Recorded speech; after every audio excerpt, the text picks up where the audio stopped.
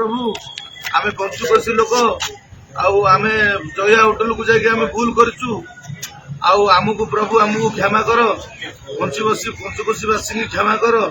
जे आम किसी जानी जी जो अच्छा जया होटेल को जाइंट आर पाचिति कौटी ना कौटी करूँ आम जगन्नाथ पाखे आत्मसमर्पण करुँ आम खाइचु आम आज्ञा आज पाचिति होइचु आ जगन्नाथ पाक जीवु लोकनाथ दर्शन करूँ आम आज नरेन्द्र आज्ञा नंदालु कालेन्द्रेश्वर पाखे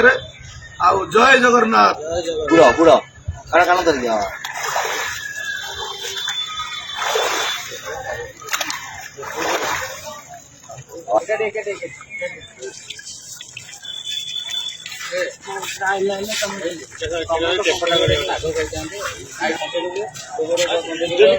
अरे गोपाल पांडे तुम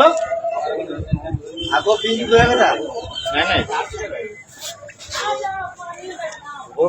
जय जगन्नाथ गोरु मुत गोबर पानी पी के आम आज पुरी पवित्र आज पुरी अशिक्षित आम आज अशिक्षित आज श्रीक्षेत्र माटी आम आज आम जया होटेल को आम जाइलु बोली आज गोरु मुत गोबर पानी पी आम आज समस्त पाखे आज आशीर्वाद क्षमा प्रार्थना आमको मुक्ति कर प्रभु जय जगन्नाथ।